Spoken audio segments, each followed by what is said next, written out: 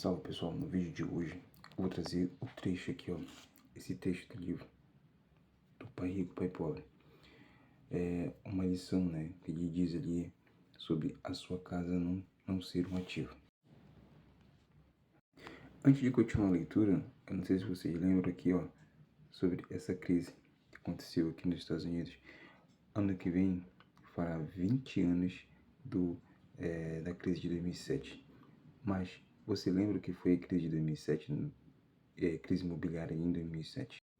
E para explicar um pouquinho o que foi a crise de 2007, eu trouxe esse trecho aqui, ó, causado pela perda de valor de ativos imobiliários.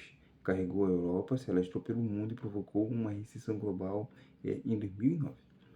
Tá? Para muitos, a maior recessão desde a década de 1930, quando houve uma outra quebra da bolsa, e representava a falência do modelo de capitalismo financeiro predominante a partir dos anos de 1980.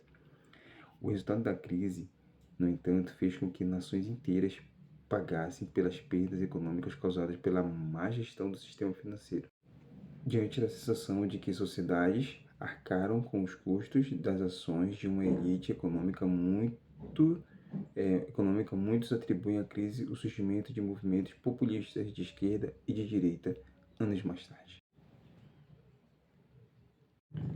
E aqui está o ponto principal. Tá? Com crédito fácil para aquisição de imóveis, aumentava a demanda por casa própria, os preços subiam.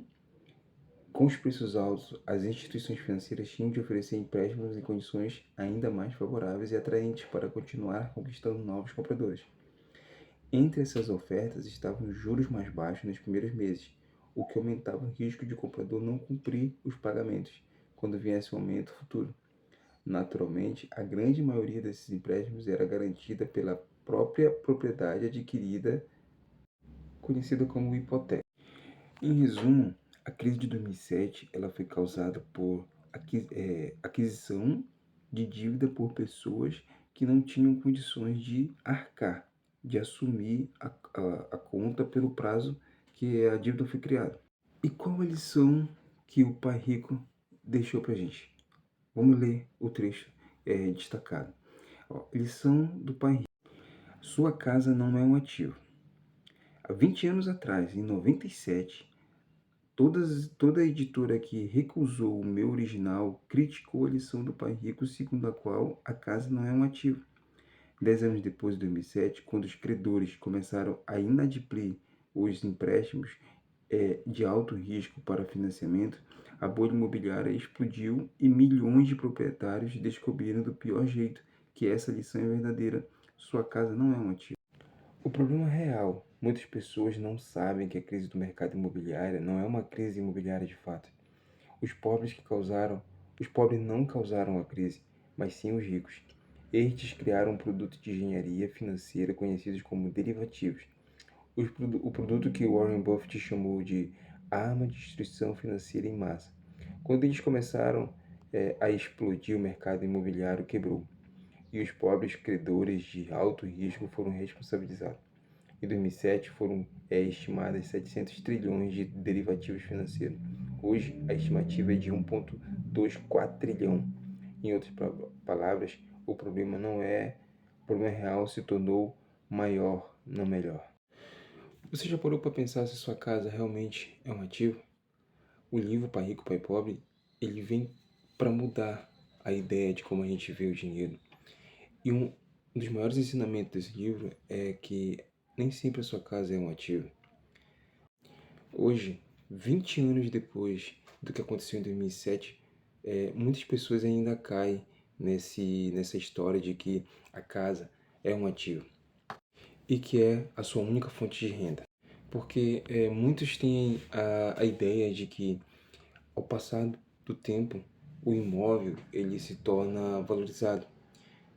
Mas nem sempre isso é verdade. Muita gente foi ensinada a ver a casa, o imóvel, somente pelo ponto de vista de que ela se valoriza com o tempo.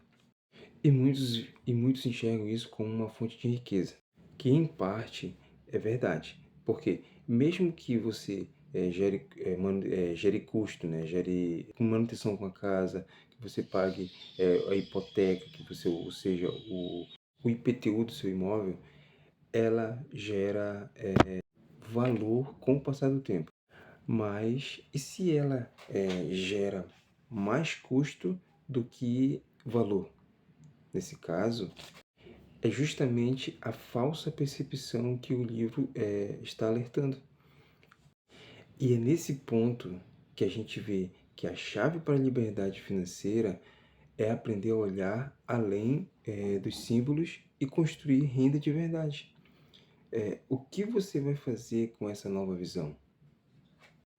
Então é isso. Vamos seguir aqui trabalhando e lendo o nosso livro para que a gente possa abrir nossa mente e enxergar de uma outra forma as coisas que nos rodeiam. Até a próxima.